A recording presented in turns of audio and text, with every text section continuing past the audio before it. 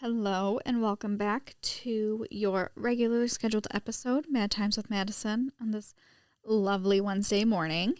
I hope it's lovely. I don't know. I am not a time traveler.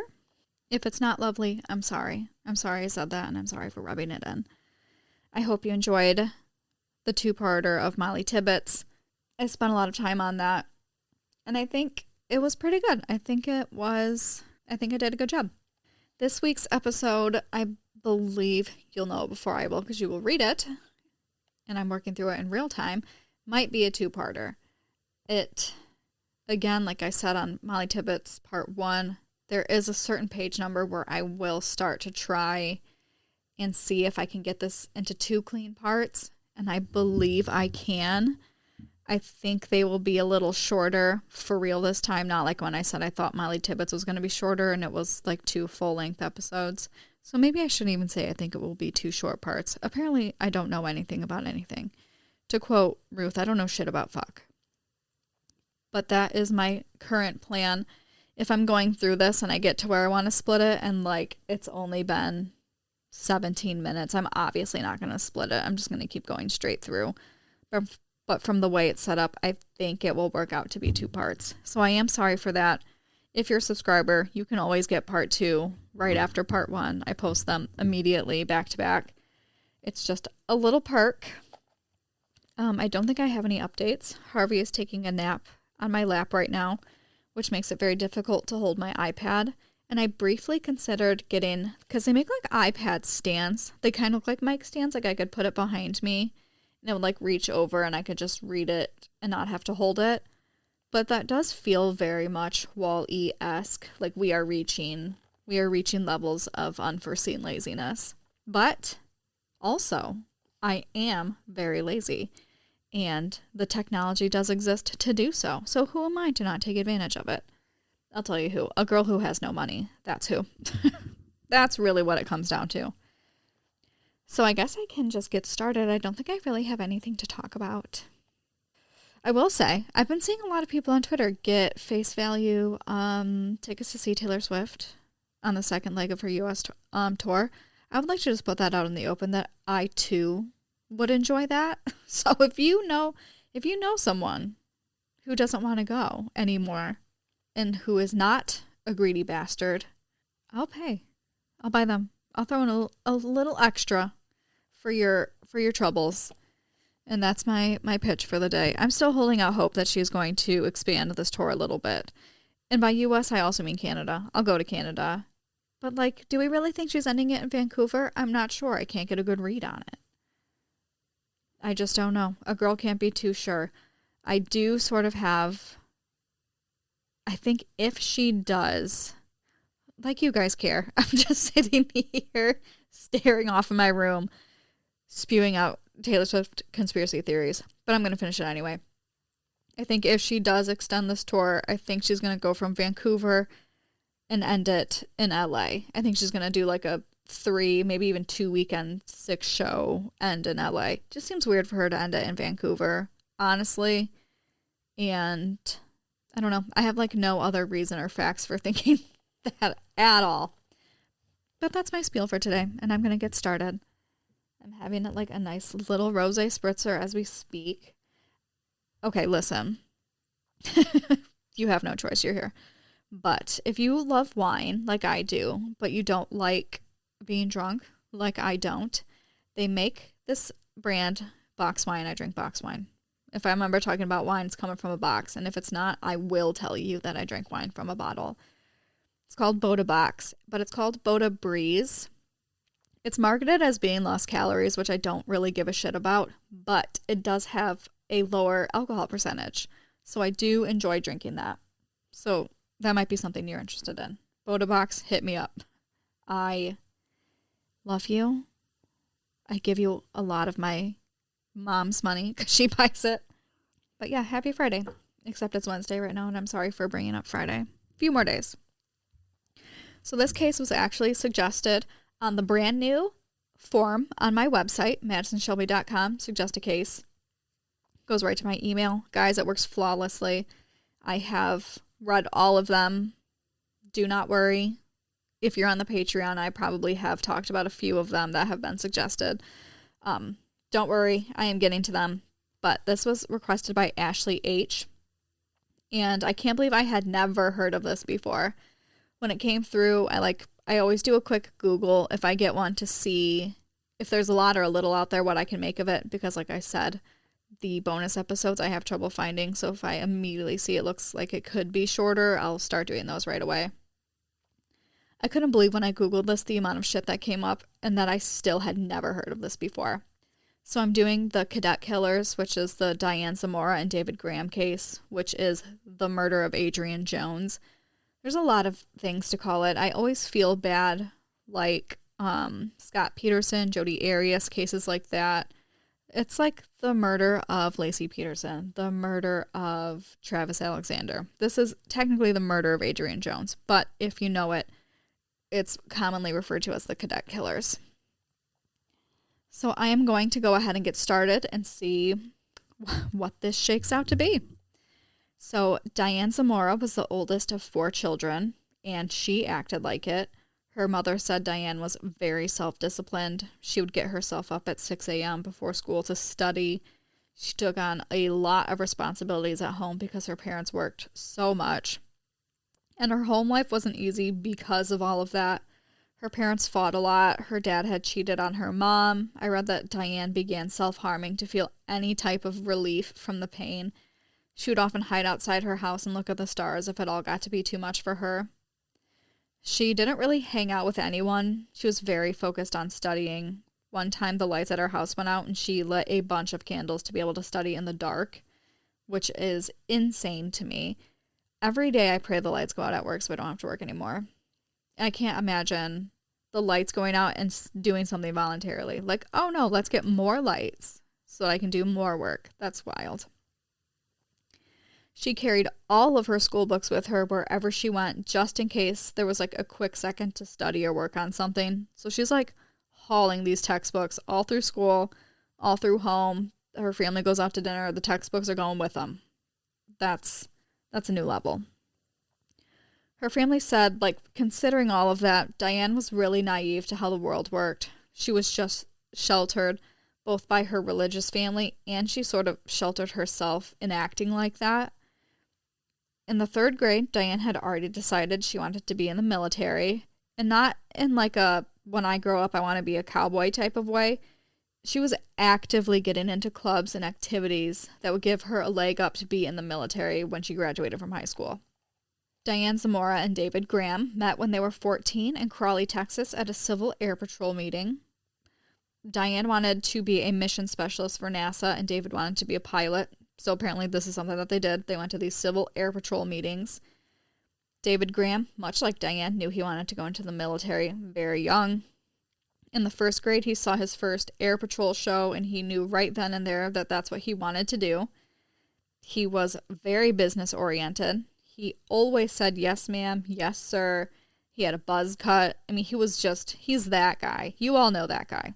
He did ROTC in school, and he didn't just do it. He was in, like, the top 5% of cadets out of 2,000. He took it very seriously, almost too seriously. It was said he was pretty hard on some of the cadets, controlling and manipulating them. I read that his mother even moved out of the house because she was scared of his violent nature. Diane's family would also come out and say that one time David brought over a group of like ROTC friends to Diane's house and like had them marching and doing drills in the front yard, which of course Diane thought was funny and great. And David had said like, I can get these guys to do whatever I want. And Diane's family was just kind of like, that's weird. I don't really love that you said that. So Diane and David met at this Air Patrol meeting and would continue to cross paths, take the same courses, clubs, and whatnot because their interests are so similar and specific. They would not officially start dating until 4 years later, though, when they were seniors in high school. They were a very passionate couple, obsessed with each other, borderline unhealthy, depending on who you would ask about it. He would always have his arm around her. He would always be touching her, which, you know, can be a form of, like, I don't want to say dominance, but you see that in, like, unhealthy relationships, just sort of, like, staking your claim, letting people know, things like that. I even read that he wouldn't even let her family hug her at high school graduation, like very possessive. Others would argue that it was actually Diane who was the obsessive controlling one, forcing David to quit jobs so they could spend more time together. Neither of them obviously saw it that way. They spent all of their time together. David would drive Diane everywhere. They would spend the night at each other's houses. To them, this is what love was to them. Diane would describe their love as pure and not ordinary. Diane's family did say that they don't think Diane ever got that sort of attention from anyone. David was very attentive. He would sit in the living room with her while she did homework. He spent days in the hospital with her when she had gotten a hand injury that required pins. When her family couldn't afford the shoes she wanted, David worked and got them for her. They were a very intense couple. One professional went as far as to say that they had Foley-Do syndrome, which is actually called shared psychotic disorder, where basically one person has a psychotic disorder and suffers from delusion and influences another non-psychotic person with a delusion. Which, to make that easier to understand, the new Joker movie is called Foley-Do, so you can just imagine the Joker being in Arkham Asylum and making normal Harley Quinn also crazy when she was like perfectly normal before. That's basically what Foley-Do syndrome is. You're like dragging someone into this chaos with you. I'm not sure I would go that far, and I'm not sure who they would even be alleging is the delusional one. It's just a very rare disorder, and I'm not sure this would fall into that.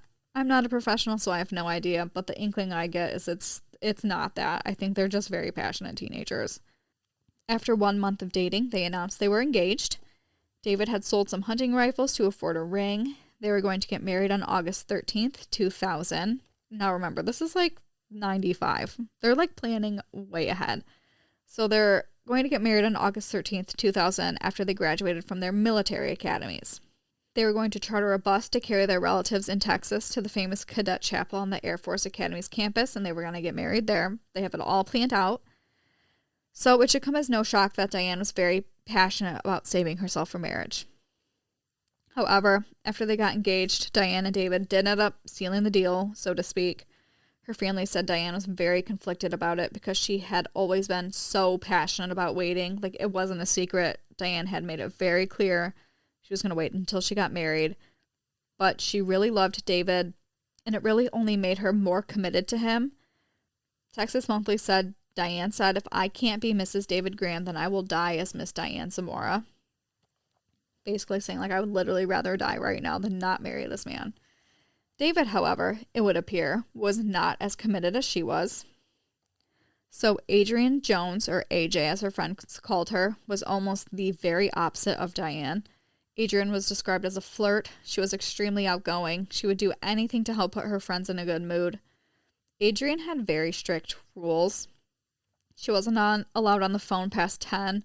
If she said she was doing something like going to the movies, she would have to produce the ticket stub to the movies.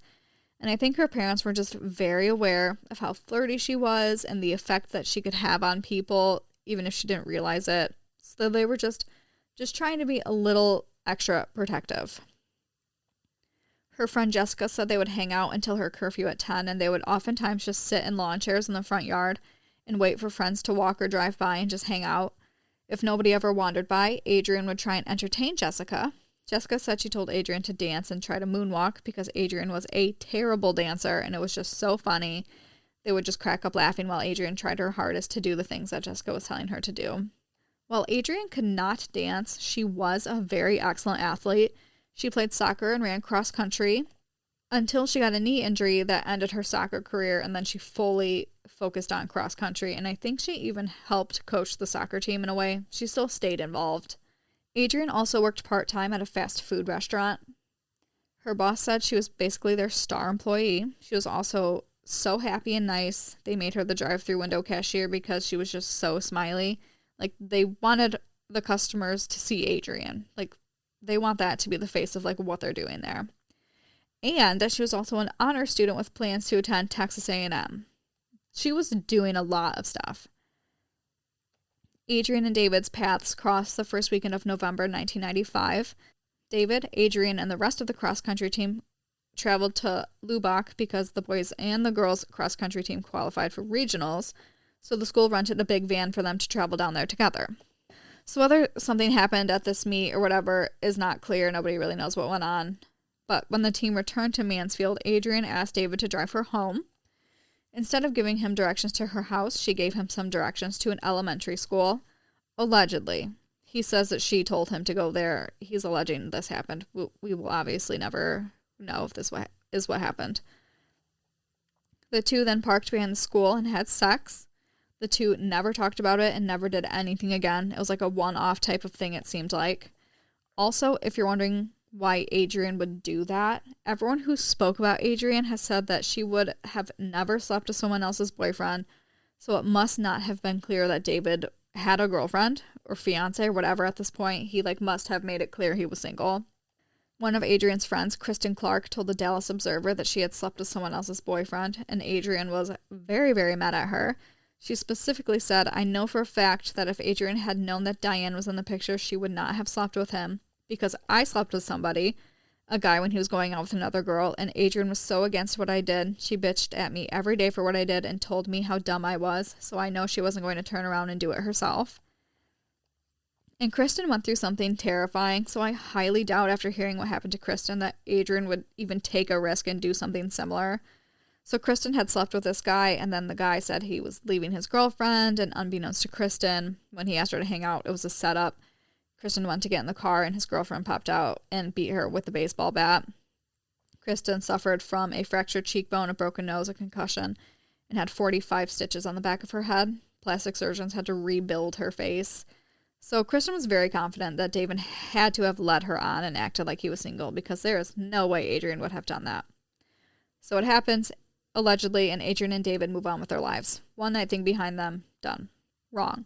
So Diane said that night David went over to her house after he got back from the track meet, and he was just acting very weird. She said that he looked terrified, but she thought, maybe he's just tired. So she let it go, and it wouldn't be until a month later that she would find out exactly what happened that night. So a month passes, and they're inside David's car in front of Diane's house, and Diane is asking him about past relationships or girls that he had hung out with, and he was going through a list, and he mentions Adrianne. And this stuck out as odd to Diane because she had never heard of Adrianne before. So it's weird that they would have hung out. She lets it go for 5 seconds. They get inside, they go to Diane's room. He's trying to get her to study for the SAT, and Diane doesn't want to. She's very clearly not over what they talked about in the car. So she brings up Adrianne again. That's when David tells Diane that he drove Adrianne home from the cross-country meet, and then they had sex. Diane obviously lost her ever-living mind. She was just screaming. She was trying to hurt David with a curtain rod, it sounded like. She was trying to ram her head into the wall and the floor to crack her skull because she said she didn't want to live with what David had just told her. I mean, not only are they crazy in love, but virginity was very important to Diane, and whether David was or wasn't before sleeping with Adrianne, I'm not sure, but it sort of seems Diane wasn't willing to do what he had wanted, so he just did it with someone else.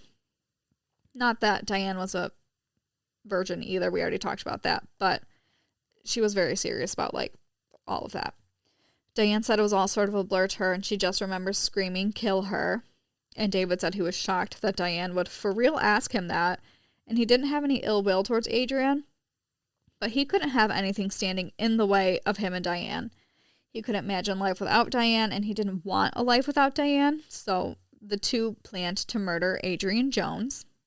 So I debated on how to do this, because we do get 2 full, complete confessions. I'm talking long confessions, and I wasn't sure if I should do those now and explain what they say happened, or if I should just continue on and then get to the confessions when those come up. And I ended up deciding to save the confessions for later in the episode where they happen in the timeline of events. So if you think I'm leaving stuff out or I'm skimping on info, I probably am, and more will be coming later, but I just think timeline-wise it made sense to do it this way. So they plan and they keep trying to get Adrianne to fall into their trap. It finally all comes together for them on December 3rd, 1995. So Sunday, December 3rd, 1995, Adrianne got home around 9 p.m. after working a shift. She then went to work out at the local 24-hour fitness center with her mom and then got home around 10:45 p.m. As it so happened, when she got home, the home phone started ringing. Now remember, Adrianne had a pretty strict curfew, so she was usually not allowed to talk on the phone past 10 p.m., and she wasn't even really allowed to stay out past 9 p.m.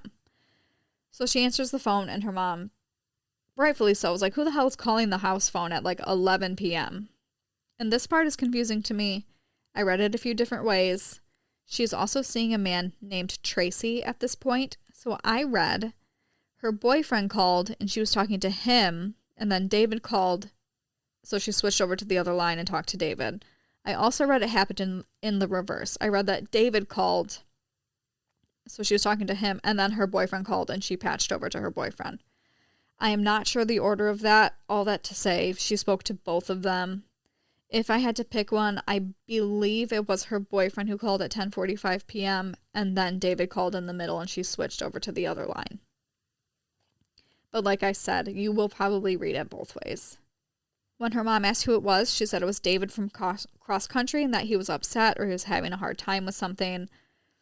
Also, I read that when talking to her boyfriend and going to switch over to David, she had just told him it was some kid named Brian. I think she thought that this was less threatening or he would be less jealous of Brian. I'm really not sure. So after the phone call, her mom said Adrianne was acting very antsy. That night, Adrianne snuck out of her bedroom to meet David, and unfortunately, it would be the last thing she ever did. Now, we know David and Diane are setting her up, and there were rumors that Adrianne had snuck out thinking they were going to do something again. But more likely, David probably told Adrianne he needed help with something, and being who she is, she would do anything to help someone. She snuck out to help David with whatever problem he said he had. So Adrianne sneaks out, and David is waiting to pick her up. What Adrianne doesn't know is that Diane is in the trunk of the car, waiting. The original plan that David and Diane decided on was Diane would hide in the trunk and pop out and snap Adrianne's neck. They would then tie weights to her body and throw it in the lake, because he's driving Adrianne near a lake, so they would be right there.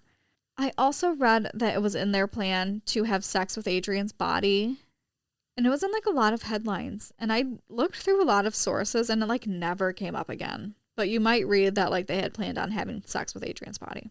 So he drives out by the lake and they park, and Diane pops out of the back and allegedly starts questioning Adrianne about sleeping with David and then tries to snap her neck. Adrianne obviously fights back. She's very strong, which they weren't expecting for some reason. They were not prepared for that. So Diane then hits Adrianne in the head with one of the weights they brought to tie down her body, and they think that will be enough. But Adrianne is actually able to leave the car and start sprinting into the woods. Diane obviously freaks out and tells David that she cannot be allowed to get away. So David follows her into the woods and shoots her twice in the head at point blank range.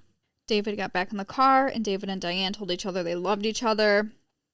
And then Diane says something like, maybe we should not have done that.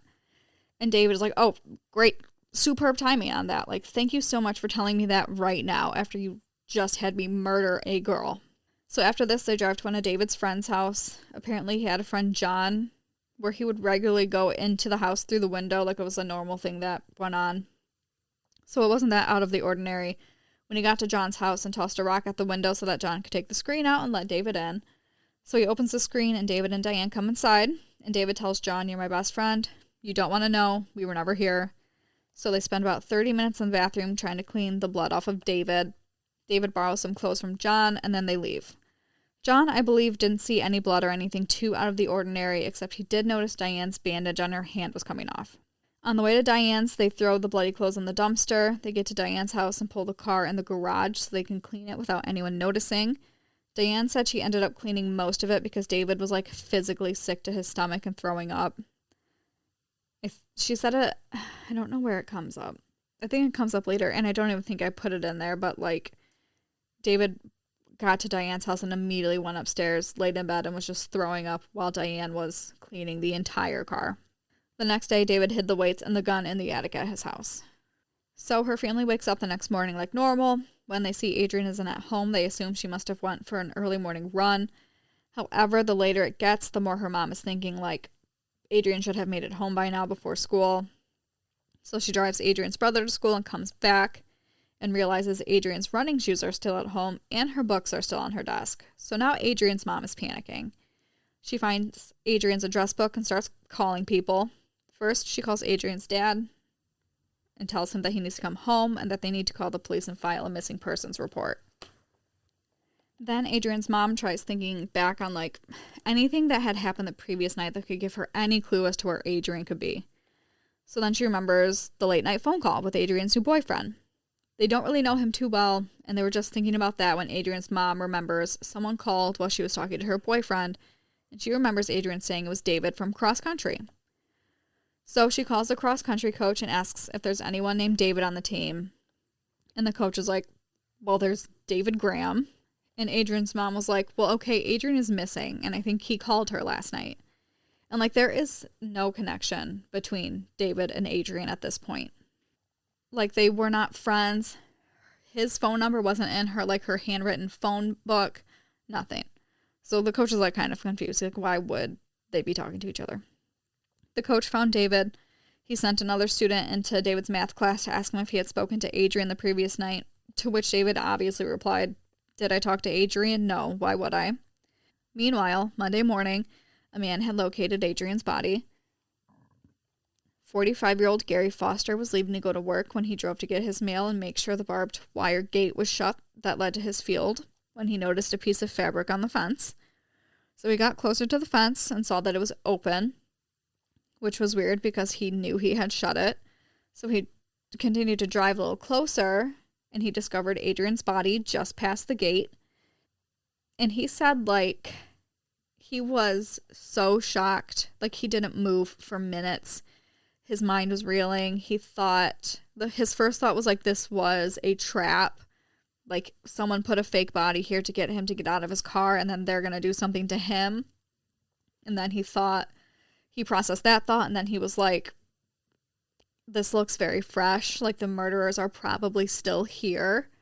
So he goes through all of that, and he wasn't out of his car at any point. This was like a drive-up type of fence situation, like a very large drive-through fence. So he was driving up to the fence this whole time. He immediately turns around. He goes back to his house. He calls, I think, his sister. He calls 911, and then he had an old friend who used to be a sheriff somewhere else who lived, or was currently a sheriff somewhere else who lived right by him, and he called him. And everyone went there. Adrianne's body was taken to the medical examiner as a Jane Doe, because they have no idea who this is. Dr. Mark Krause, the medical examiner, concluded that there had been a very hard struggle that took place and that Adrianne had died from blunt traumatic head injury or a bullet wound. He couldn't quite tell what one did it. He concluded the shooter had stood below Adrianne while he shot her with one bullet. He said the angle of the trajectory was very steep, and then the shooter shot her again with another bullet standing directly over her, and he shot her between the eyes. It wouldn't be until 4 p.m. that the medical examiner would be notified of a missing 16-year-old girl. The sergeant, Craig Magnuson, was a friend of the Jones family, and he knew it was not a good sign when the medical examiner called him for a picture of Adrianne. Craig was with Adrianne's family when the medical examiner called him back and told him that the body definitely belonged to Adrianne Jones, so he was the one who had to inform Adrianne's family. Now, Adrianne did not get much national attention because during the same time frame, a young girl named Amber Hagerman had been kidnapped. I did the Amber Hagerman case. Amber Hagerman is where the Amber Alert came from. So that's all sort of going on. So Adrianne's murder sort of did not get a lot of attention. However, locally, people were floored. People were shocked. Her school brought in counselors for the students to see. A tree was planted in memory of Adrianne next to the junior varsity soccer field, and more than 150 of her classmates joined hands around the ribbon. No, I was reading two lines at the same time. They joined hands around the tree. Some residents wore ribbons in her memory, and a small cross made from 2 branches wrapped with red electrical wire was placed where her body had been discovered.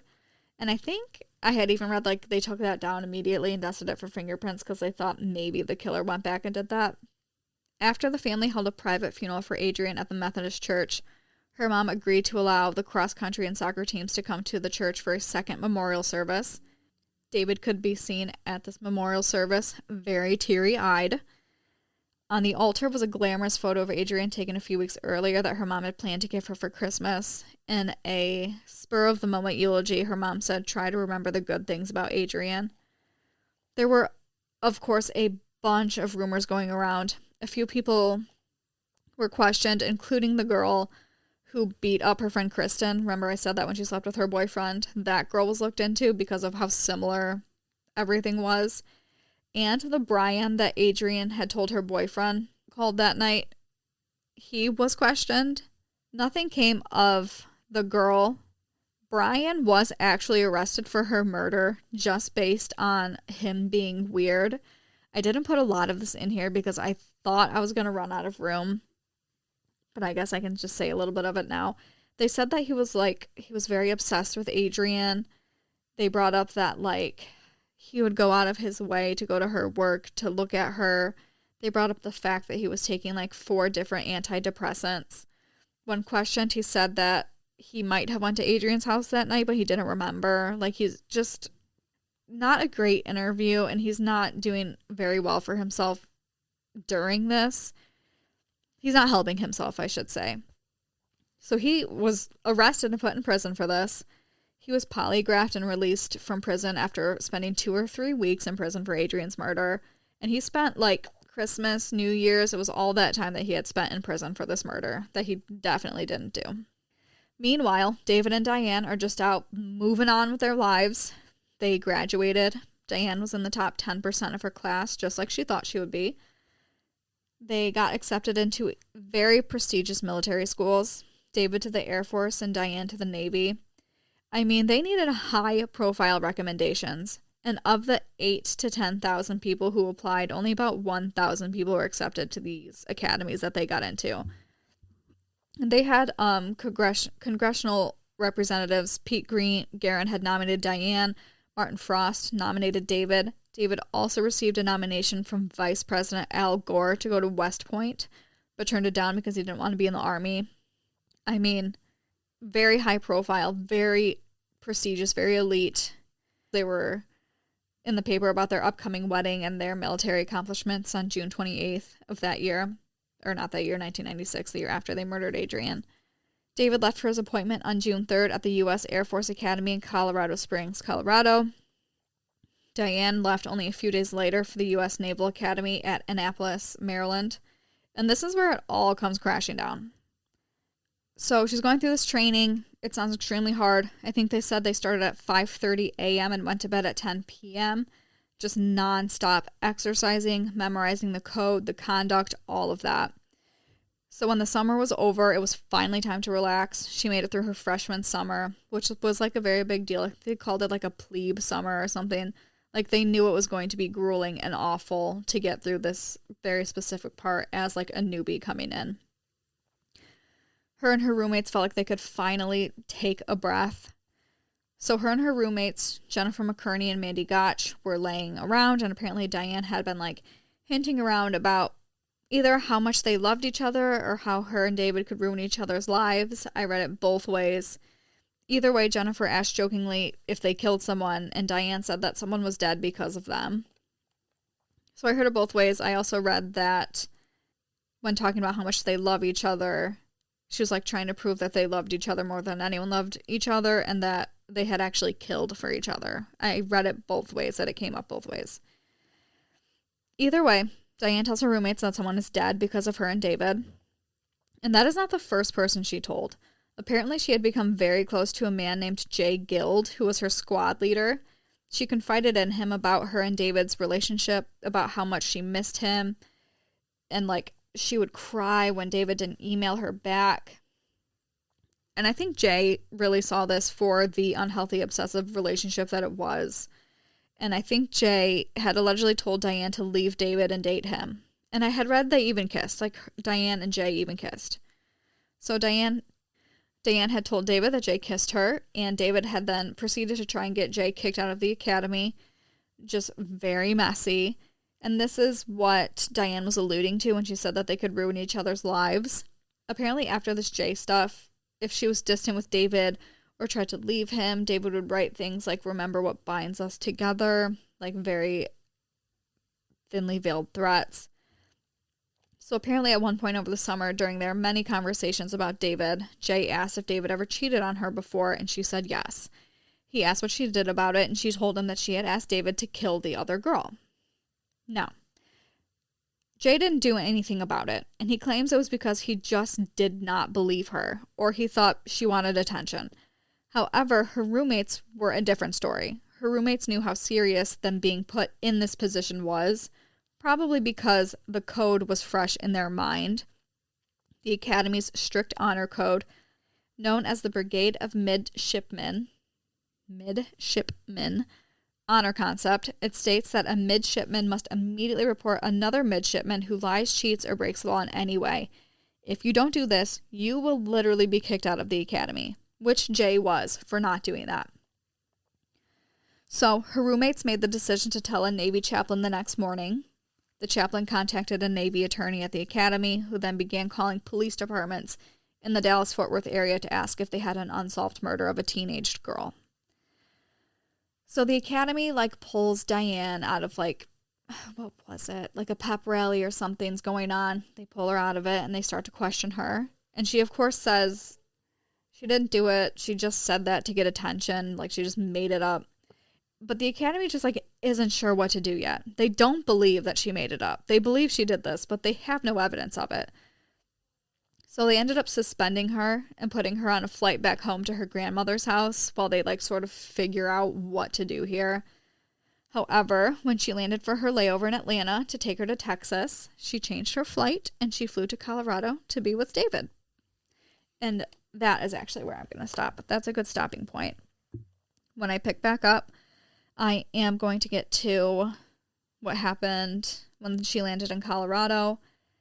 What's the first thing I'm really going to do is read these confessions in full. They're very long, but I want to know, and I'm sure you want to know from their own words what they say happened.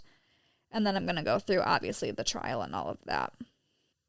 It's mostly going to be the confessions, though.